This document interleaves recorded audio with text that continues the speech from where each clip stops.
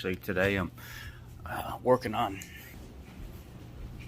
prep some meat, prep the smoker and stuff like that. I'm about to go out and get everything nice and prepped. Got some cube steak, some ribeye, got my homemade concoction here. I got the smoker fired up and it's heating up slowly. I gotta go out there and clean some stuff. Excuse the dogs, man, they're all over the door all the time. But anyhow, that's where I'm at. And I just wanted to check in with you guys and let you know everything's okay. We get these suckers on the grill and then I'll load the video up what they look like afterwards. Got a little quick shot of it. I dropped the tray right there, so I gotta clean that up. That's the old wood chip tray, but let's see.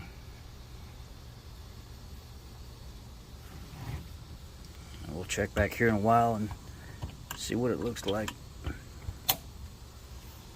Okay, you can see here it's at 136 degrees, but that's because I brought it in the house. It's cooled down some here in the last 20 seconds.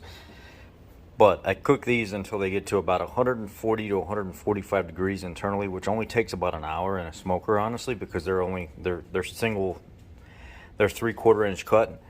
And so about an hour later, they're already internally at, 135 to 145 degrees. So at that point, I get enough smoke in there, flavor and stuff in there. I stop, I bring them inside.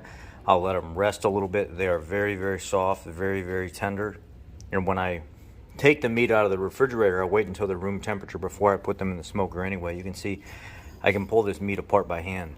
So the key is pulling it out of the refrigerator, letting it sit until it's at room temperature, and then putting it in the smoker, cooking it to an internal temperature of about 135 to 145.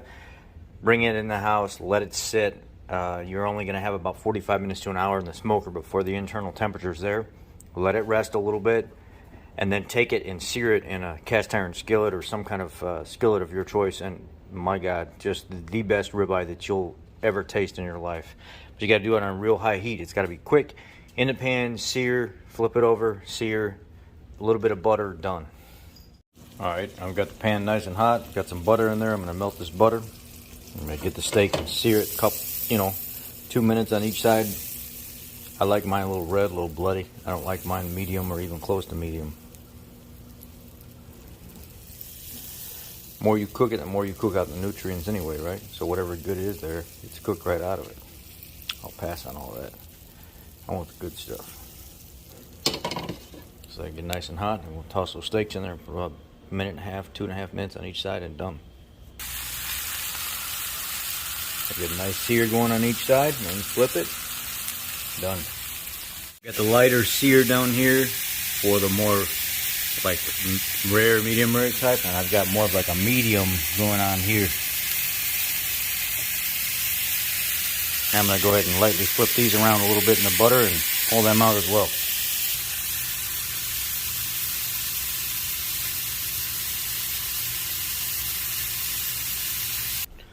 So I'm not the only one eating steak here. This is more of a medium with just a light pink to it. This is more of like getting into the medium rare side, but not so much rare. And the taste of this is so delicate. I use a Jack Daniel's the barrel chip smoke. That's what I use for this. But I just wanted to share this with you guys. This is in the skillet for 2 minutes on each side. This is in the skillet for about 1.5 minutes on each side. A super rare one, which is going to be this one here, is only 1 minute on each side. We're not super rare, but more rare.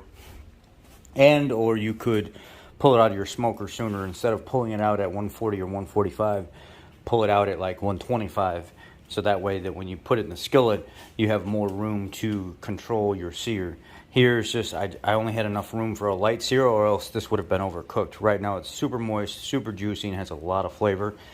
Maybe pulling it out of the smoker sooner at like 120, 125, and then finish the sear would bring it optimal for those more rare guys like me.